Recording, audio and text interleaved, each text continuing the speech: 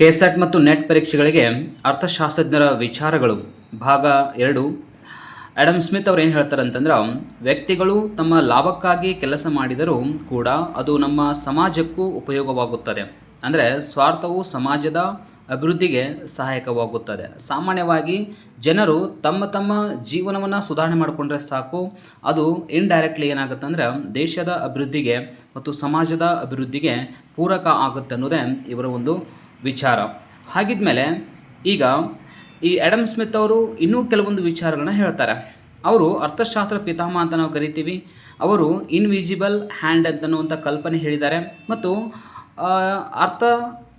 ಇದರ ಅರ್ಥ ಏನು ಅಂತಾರೆ, ಮಾರುಕಟ್ಟೆ ಸ್ವತಃ ತನ್ನನ್ನು ನಿಯಂತ್ರಿಸಿಕೊಳ್ಳುತ್ತದೆ.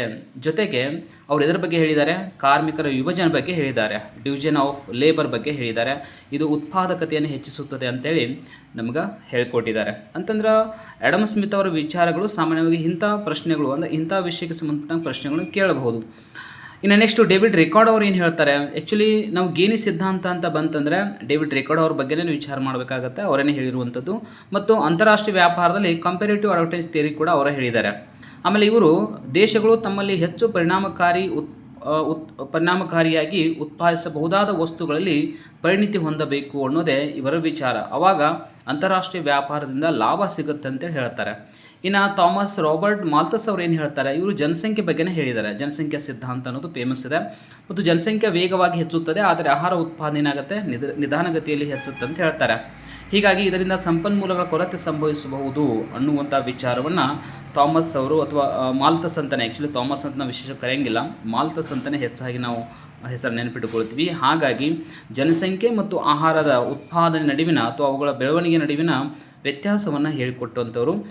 ಇನ್ನು ನೆಕ್ಸ್ಟ್ ನಾವು ಗಮನಿಸ್ಬೋದು, ಕಾರ್ಲ್ ಮಾರ್ಕ್ಸ್ ಅವರು ಏನು ಹೇಳ್ತಾರೆ, ಸಾಮಾನ್ಯವಾಗಿ ನಮಗೆ ಗೊತ್ತಿದೆ. ಕಾರ್ಲ್ ಮಾರ್ಕ್ಸ್ ಅವರು ಮಹತ್ವವನ್ನು ಒತ್ತಿ ಹೇಳ್ತಾರೆ. ಇದ್ರ ಬಗ್ಗೆ ಅಂತಂದರೆ ಕಾರ್ಮಿಕರ ಬಗ್ಗೆ, ಅಂದ್ರೆ ಲೇಬರ್ ಥಿಯರಿ ಆಫ್ ವ್ಯಾಲ್ಯೂ ಮತ್ತು ಸರ್ಪ್ಲಸ್ ವ್ಯಾಲ್ಯೂ ಅನ್ನುವಂಥ ಒಂದು ಪರಿಕಲ್ಪನೆ ಹೇಳಿಕೊಟ್ಟವರೇ ಕಾರ್ಲ್ ಮಾರ್ಕ್ಸು. ಅವರ ಪ್ರಕಾರ ಕಾರ್ಮಿಕರು ಸೃಷ್ಟಿಸುವ ಮೌಲ್ಯವನ್ನು ಸಂಪೂರ್ಣವಾಗಿ ಪಡೆಯುವುದಿಲ್ಲ, ಅಂದರೆ ಅವರಿಗೆ ತಕ್ಕ ಪ್ರತಿಫಲ ಸಿಗುವುದಿಲ್ಲ.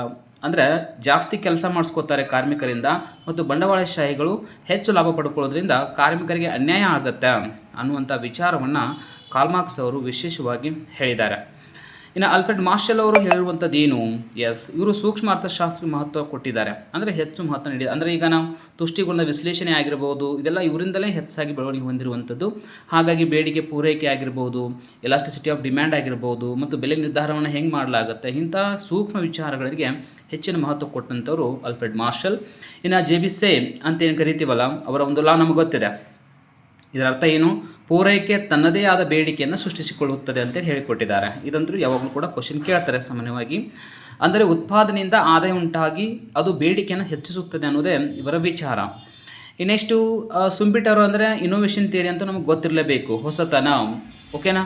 ಮತ್ತು ಉದ್ಯಮ ಮಿತ್ವದ ಮಹತ್ವವನ್ನು ವಿವರಿಸಿದ್ದಾರೆ. ಅಂದರೆ ಉದ್ಯಮಿಗಳು ಹೇಗೆ ಲಾಭವನ್ನು ಗಳಿಸ್ತಾರೆ, ಹೊಸ ಇನ್ನೋವೇಷನ್ ಮಾಡಿ ಹೇಗೆ ಗಳಿಸ್ತಾರೆ ಅನ್ನೋದನ್ನು, ಅದ್ರ ಜೊತೆಗೆ ಇನ್ನೂ ಹಲವಾರು ವಿಷಯಗಳನ್ನ ಹೇಳಿಕೊಟ್ಟಿದ್ದಾರೆ.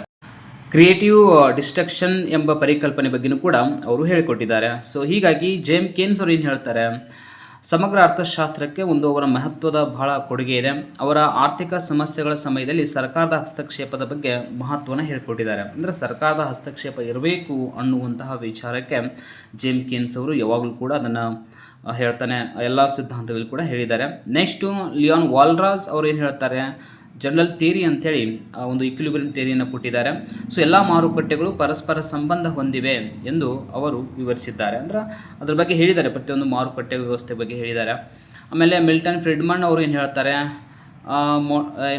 ಮಾನಿಟರಿಸಮ್ ಅಂಥೇಳಿ ಅಂದರೆ ಸಿದ್ಧಾಂತವನ್ನು ಕೊಟ್ಟರು. ಮತ್ತು ಹಣದ ಪೂರೈಕೆಯನ್ನು ನಿಯಂತ್ರಿಸುವುದರಿಂದ ಹಣದುಬ್ಬರವನ್ನು ನಿಯಂತ್ರಿಸಬಹುದು ಅಂತ ಹೇಳಿಕೊಟ್ಟಿದ್ದಾರೆ. ಅಂದರೆ ಹಣದ ಪೂರೈಕೆ ಅಂದರೆ ಸಾಮಾನ್ಯವಾಗಿ ಅದನ್ನು ಕಡಿಮೆ ಪೂರೈಕೆ ಮಾಡೋದ್ರ ಮೂಲಕ ಹೆಚ್ಚಿನ ಹಣದ ಲಭ್ಯತೆಯನ್ನು ಕಡಿಮೆ ಮಾಡಿ ಹಣದುಬ್ಬರವನ್ನು ನಿಯಂತ್ರಣ ಮಾಡೋದು ಅಂತ ಅರ್ಥ.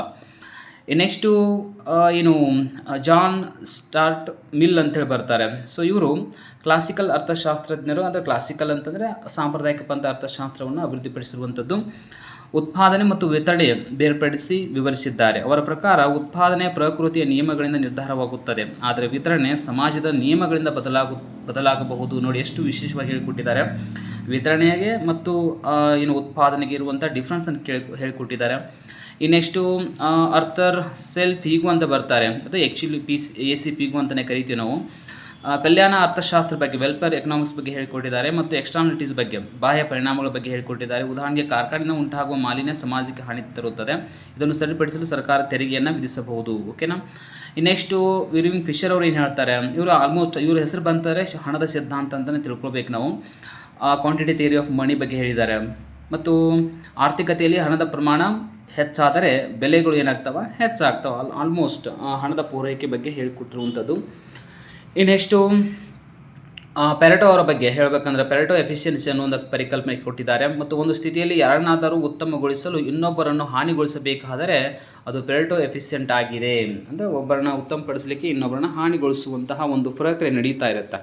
ಇದು ಸಾಮಾನ್ಯವಾಗಿ ಆರ್ಥಿಕತೆಯಲ್ಲಿ ಸಂಭವಿಸುವಂಥದ್ದು. ಅದ್ರ ಬಗ್ಗೆ ಪೆರೆಟೋ ಅವರು ವಿಶೇಷವಾಗಿ ಹೇಳಿಕೊಟ್ಟಿದ್ದಾರೆ. ಇನ್ನು ಇದ್ರ ಬಗ್ಗೆ ನೆಕ್ಸ್ಟ್ ನಾವು ಗಮನಿಸ್ಬೋದು,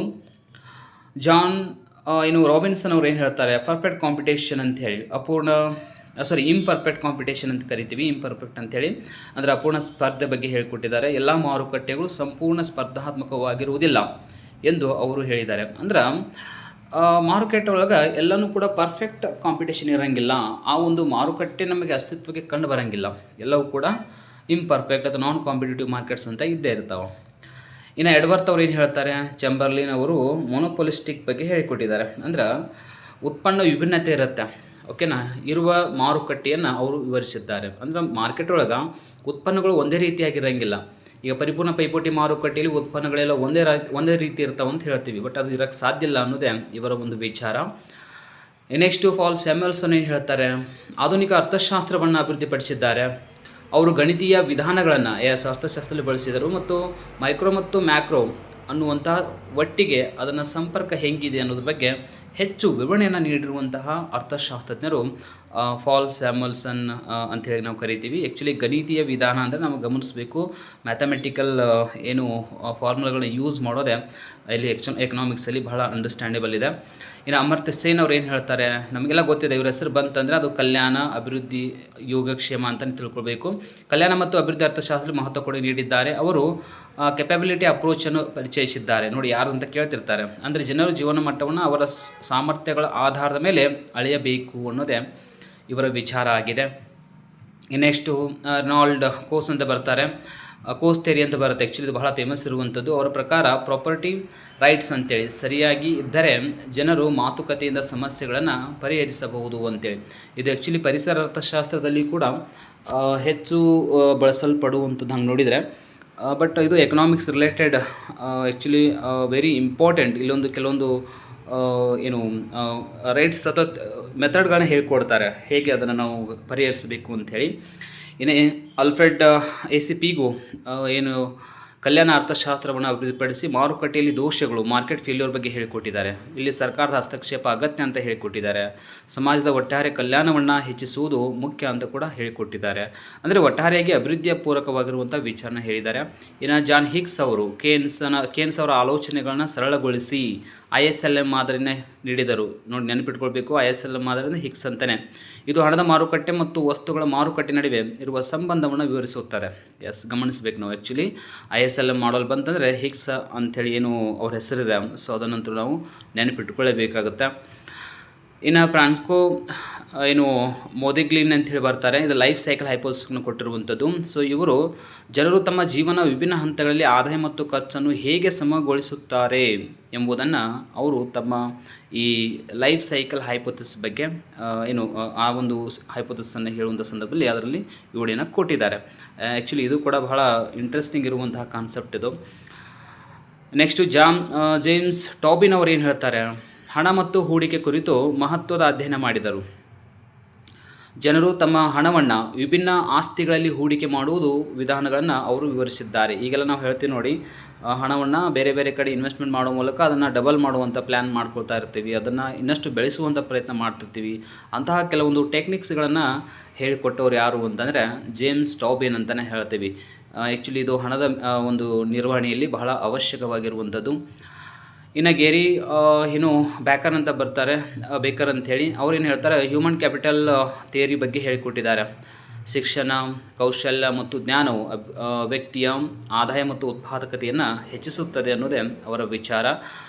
ಸಾಮಾನ್ಯವಾಗಿ ಇದು ಆ್ಯಕ್ಚುಲಿ ಎಜುಕೇಷ್ನಲ್ ಮ್ಯಾಟರ್ಗಳನ್ನು ಅಥವಾ ರಿಲೇಷನನ್ನು ಹೇಳುವಂಥದ್ದು ಕೂಡ ಇದೆ.